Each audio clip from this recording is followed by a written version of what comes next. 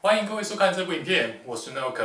别忘了看过影片后要去留言说说你的看法和分享自己的生存经验咯。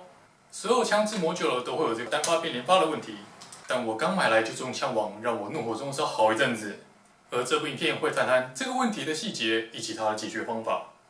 内容将会分成成因与解决方案两个部分，请各位先比较看看是否和你的状况相同，再来决定是否要进行这项动作。这边也需要进行2点的声明。第一是这部影片有不适合新手动手的部分，如果你擅自仿效而造成枪支损坏，我不会对这类行为承担任何责任。第二是这把枪之前我曾经打磨过一次，因此很有可能这次打磨后会因为接触面积过小而无法正常扣住，导致这部影片没办法拍出理想状况。但是只要打磨位置正确，击锤、扳机与施压就能延寿，是我能够保证的。首先就来了解一下何谓单发变连发，这是指当你的枪支指向单发模式时，枪支就会在扣一次扳机的情况下，偶尔或常态出现连射的异常状态。这把枪在原厂的情况下连射准度很糟，所以连发能够射很爽是不太可能发生的事情。详情可以参考我的 WN4RS-GBB 开箱影片。这边来试试单发变连发的问题吧。首先让射旋扭转为单发模式，接着拉柄来空击。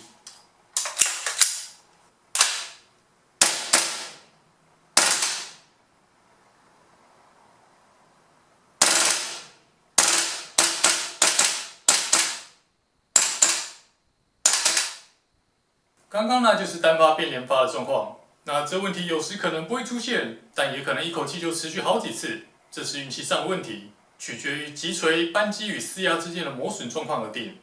既然了解到什么是单发变连发，那我们就更深入探讨问题发生的原因。现在看到的是全新品的击锤、施压与扳机，那造成问题的一共有2个部分，第一个是击锤与施压间的勾勾，第二个是击锤与扳机间的勾勾。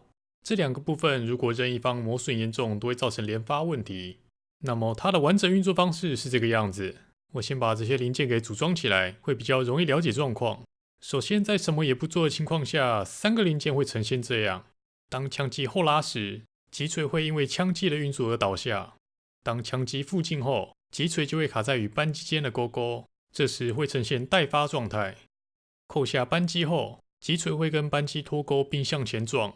敲到撞针后顶到弹匣出气阀而喷气，此时因为压力而使枪机进行附近动作。接下来击锤又会因为枪击而倒下，此时会因为扳机带动施压，让施压与击锤的勾勾卡住，进而停止射击下一发 PP 弹。当扳机松开时，击锤就会与施压脱钩，向前卡在扳机的勾勾上，恢复到最初的待发状态。那不正常的完整运作大概能够分成2种。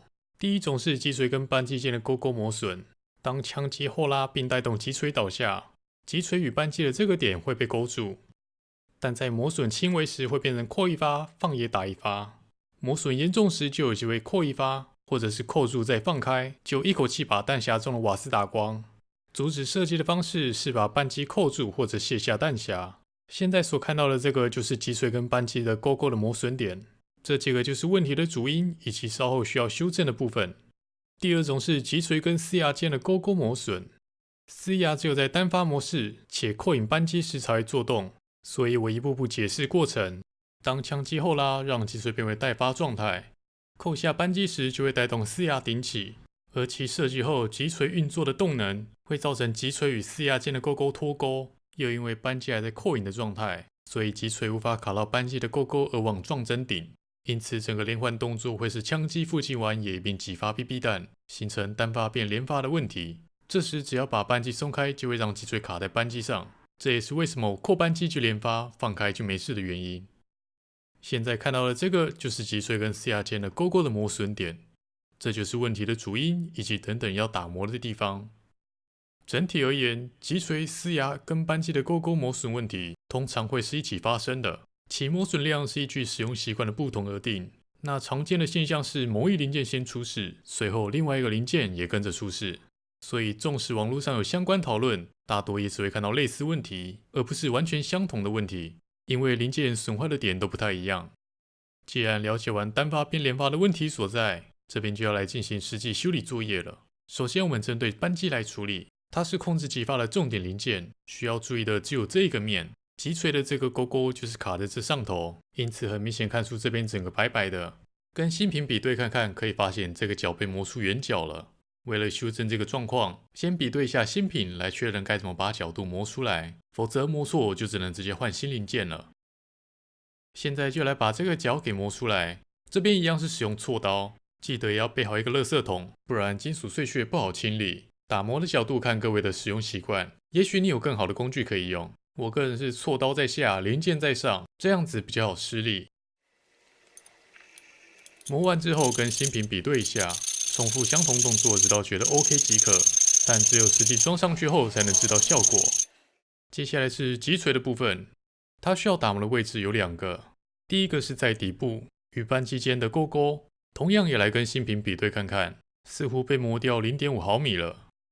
第二个在后侧与4牙间的勾勾，画面有点看不太出差异，不过它的角度变得有些圆滑，也有一些缺角，这也必须要打磨才行，同样也要注意角度。接下来就来磨它咯，还是一样使用锉刀，基本上打磨的方法跟扳机一样，不要磨得太过狠了。打磨完之后就跟新品比对状况，看起来没问题就进行4牙的部分。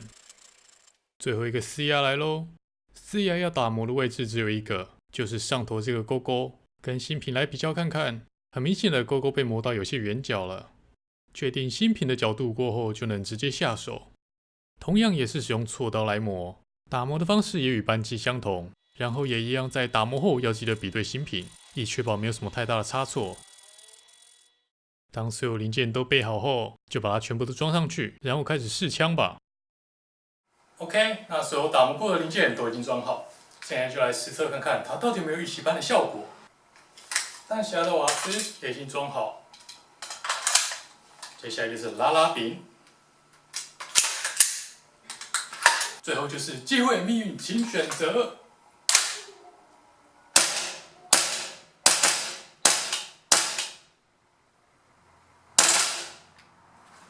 看来这次的修理是失败了，但是状况确实比一开始好多了。可能原因是打磨的部分不足，又或者是早就超过麒麟镜的运作范围，没能给出完美的结果，实在是不好意思。好啦，那别忘了在看完这部影片后留言说说你的看法，或是分享出你自己的生存经验。只要你们有什么想法，统统提出来。如果你觉得超喜欢我制作的内容，欢迎把 YouTube 的订阅按钮点下去，旁边的铃铛也把它点亮起来。想要追踪更多文字与图片内容的话，欢迎在影片说明中找到我的粉丝专页，用力给它按赞下去。别忘了，我随时都欢迎各位分享自己的生存经验。那我就期待可以在下一部影片看见你喽！我是 Nerk。